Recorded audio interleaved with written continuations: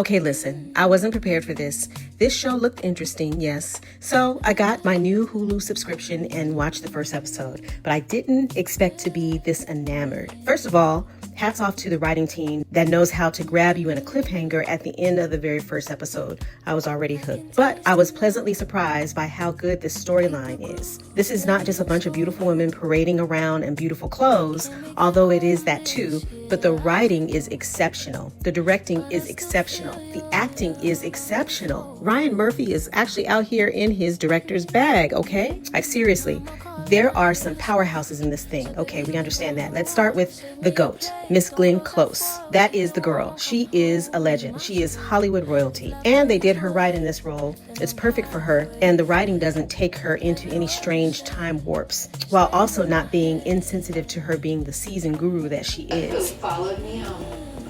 The band is back together again. What? Meet my new attorney. Oh my God. Now, she did give a little 101 Dalmatians in this scene with this pose, but it was cute though. Then child, Sarah Paulson. Okay, look, girlfriend plays the best villain that you will love to hate. Her lines literally made my skin crawl. So she understood the assignment. And although she's dealing with her own issues and pain, you will genuinely hate when she comes into a room. Mayor McHeadcheese, Diane Sawyer, Lola Falana, George Washington. Good day. See you next. Who the fuck is that? Then we have the massively talented Niecy Nash-Betts. She is the joy and fun of the crew. She gives black girl magic mixed with auntie warmth that only she could give. I loved her scenes. There's got to be some black writers on deck somewhere because slapping the black off of you couldn't have come from anyone else. I love her.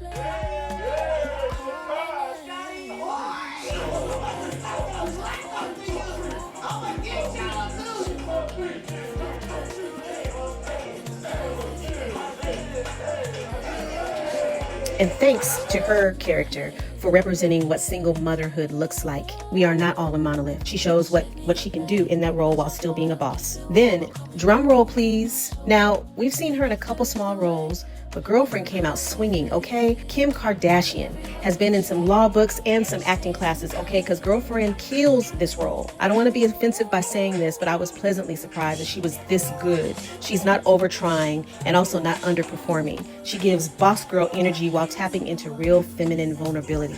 She does such a phenomenal job. And nod to this touch, we see Beyonce, even though it is fantasy.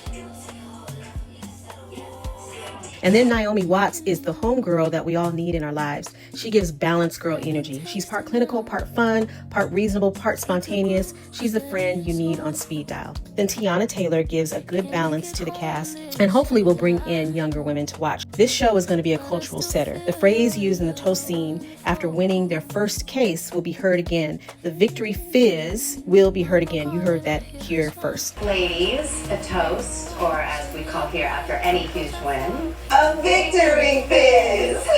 Come on. This show is Sex in the City at the beach. It is Devil Wears Prada with palm trees, and I loved every minute of it. The clothing, the private jets, and the variations of what Kim did with the short bob will be cultural staples guaranteed. Okay, now here's what I didn't expect, and this is what for me puts this show way over the line from just another good show to the best on TV. It makes sense that the cast would be middle-aged women. You'd have to have some years in your profession under your belt before you could launch your own multi-million-dollar earning law firm, right? But these stories don't shy away from the challenges that come along with women in their 40s, 50s, and beyond. From Dina, Glenn Close's character caring for her terminally ill husband, to Alora, Kim Kardashian, not only dealing with her husband sleeping around with much younger women, but also dealing with fertility issues after putting off having children to build her career.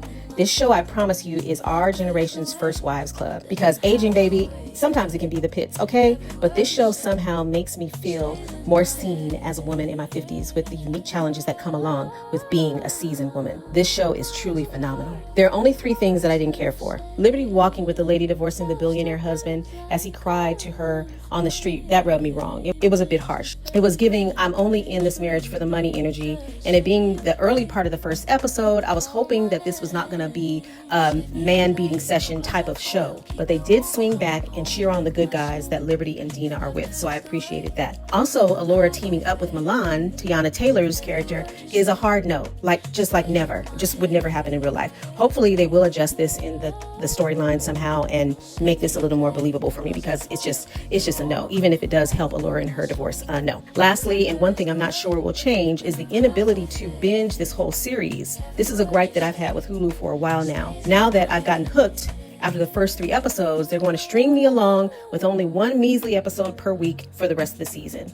I know likey that. We live in stream culture, and I'll go days and not watch TV at all and then binge a whole series over a weekend. So Hulu needs to get with the program, understand, and pivot, because, I don't like that. But I will be watching for the remainder of the season with bated breath. I see Emmy nominations in the future of this cast, and also for the cinematography, writing, and editing. This show is a must-see.